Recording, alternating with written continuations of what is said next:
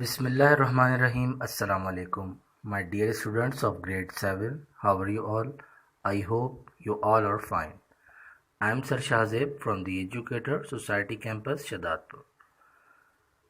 प्यारे बच्चों, हम SST का चैप्टर 2 स्टडी कर रहे हैं, द अर्थ्स मूवमेंट, और प्रीवियस लेक्चर में हमने द रेवोल्यूशन ऑफ अर्थ को डिस्कस किया था और आज हम अर्थ की कुछ पोजीशंस के बारे में बात करेंगे जिनकी वजह से दिन छोटे और बड़े भी होते हैं, रात छोटी बड़ी होती है, सर्दी गर्मी बाहर ख़ज़ा, जो हमारे 4 सीजन्स हैं, spring summer autumn and winter. Okay, so let's start from page number 12, the equinoxes.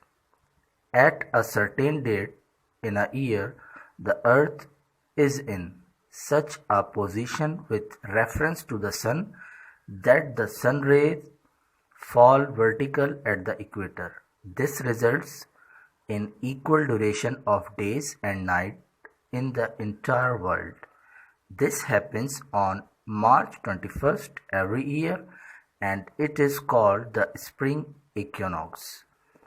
A similar situation occurs on September 23rd and it is called the autumnal equinox. तो प्यारे बच्चों, पहली पोजीशन द इक्विनॉक्सेस पोजीशन है जिसकी वजह से दिन और रात पूरी अर्थ पर, पूरी दुनिया में एक बराबर हो जाते हैं. 12-12 घंटे का दिन और रात दोनों बराबर. और इक्विनॉक्स की फर्स्ट पोजीशन जो है वो बनती है मार्च 21 को, जिसे स्प्रिंग इक्विनॉक्स कहा जाता है, और इसी तरह की दूसरी पोजीशन सितंबर 23 में होती है इक्विनॉक्स की, जिसे ऑटमनल इक्विनॉक्स कहा जाता है. फर्स्ट पोजीशन जब बनती है तो स्प्रिंग सीजन और दूसरा autumn. Okay, now summer solstice.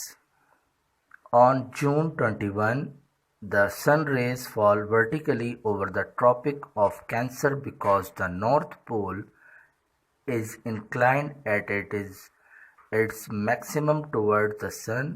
At this time, the North Pole experiences a long continuous day and the South Pole a long continuous night. The Northern Hemisphere has the summer season at this time and the Southern Hemisphere experiences winter now. In addition, the days are longer than the nights in the Northern Hemisphere at this time. Summer solstice में क्या होता है?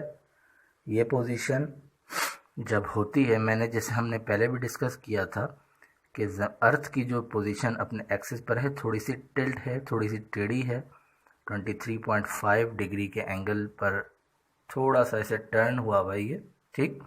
तो इसी position की वजह से जब नॉर्थ पोल सूरज के सामने होता है और साउथ पोल सूरज से दूर हो जाता है, तो नॉर्थ पोल पर दिन जो है वो बड़ा हो जाता है और रात छोटी हो जाती है, जिसे हम समर सॉल्स्टिस भी कहते हैं, ठीक.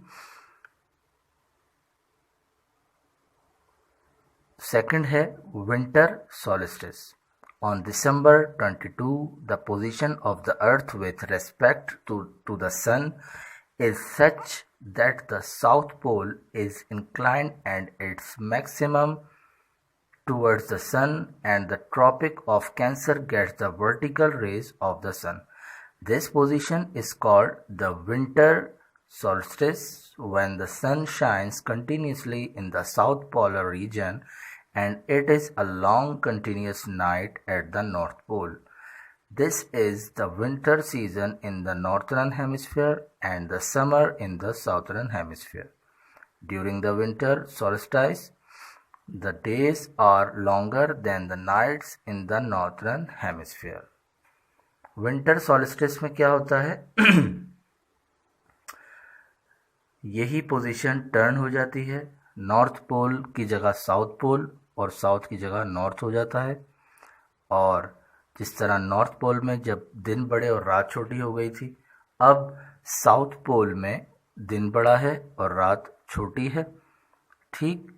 जिस तरह आपके बुक में भी हम ये बता रहे हैं कि this is the winter season in the northern hemisphere, कि नॉर्थ पोल में उस वक्त सर्दियां आ जाती हैं और समर सीजन जो है वो साउथर्न हेमिस्फीयर पे आ जाता है। ठीक, तो ये तो चंद पोजीशंस के बारे में हमने पढ़ा बच्चों।